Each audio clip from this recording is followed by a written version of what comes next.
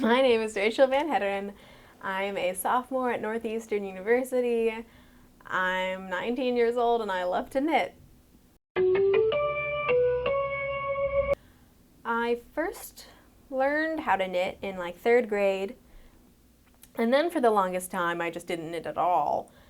And then I came to Boston for college, and I realized that now that I was living in a place where snow fell during the winter, which was a new concept to somebody from California, I realized that I could knit a scarf and the weather would actually be appropriate for wearing a knitted scarf. And finally, like, all these warm things that I always could have made but never needed, I could make and wear those warm things. And it was this like really exciting realization, I guess. I went down to the local art store and went through its terrible selection of yarn, and I bought needles in a size that I thought looked right, and I just started knitting a scarf for the first time in years, and I fell in love with it. So this was the scarf that brought me back into knitting. It's one great big infinity scarf, and it wasn't supposed to be this wide, but it means that it's nice and warm. And once I finally finished the scarf, I sort of flew off from there. After a while, I did kind of, I guess, figure out more about knitting, and I got into more complicated patterns like this hat, which I made for a friend, but it's got this lacy pattern on the side, all of these zigzags and things, and it's sort of like a beret, and I'm pretty proud of it. So this is my current project. It's gonna be a blanket, and it's sort of been challenging because it's physically the largest project I've ever worked on, and it's gonna be so big that I'm not really sure how big it's gonna be. I just bought 2 pounds of yarn. Yarn snobbery is something that will inevitably come upon somebody who knits for long enough.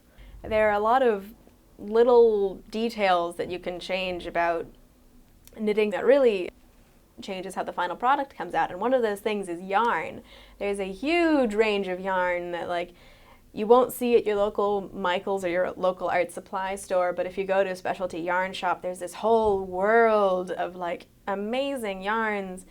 And then these are good examples of really nice yarn. It's the kind of yarn that costs about $20 per ball because it's really gorgeous, but it also takes a lot of work because it has to be hand dyed a lot of the time. You know, I have all these feelings about merino wool and superwash wool and cotton wool and what weight the wool should be and whether it's kettle dyed or whether it's heather. And you know, I would always kind of laugh at people who had really detailed opinions about cars or sports, but that's how I feel about yarn and knitting, so who am I to judge, I guess. There's this whole subculture of little mom and pop yarn stores that I never really realized existed until I really got into knitting. There's this camaraderie once you walk into like a small yarn store. It's like, I'm one of you. And you know, it's really hard not to feel at home in a place like that. I do sometimes take my knitting on the go. I've definitely taken my knitting to class. I always bring my knitting to improv practice. I'm on the improv team here. Once I definitely brought it to a stand-up show.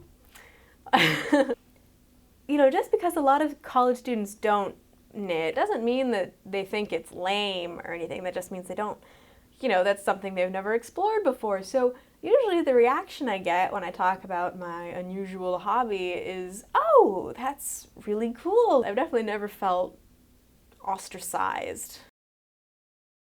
You know, professors know if you're taking out your phone and you're distracted and you're not paying attention. Nobody knows how to deal with somebody knitting in a classroom. There are no rules for knitting in classrooms because nobody's really thought about it.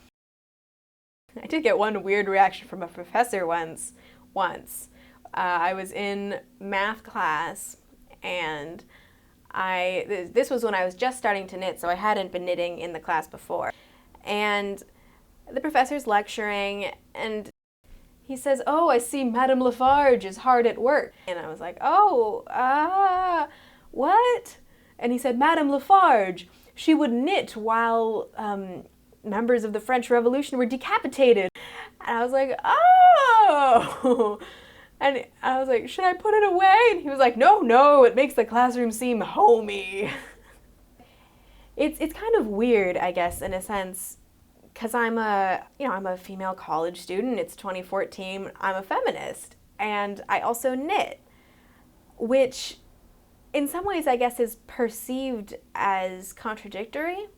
Like you shouldn't be a feminist and knit, because knitting is such a feminine activity.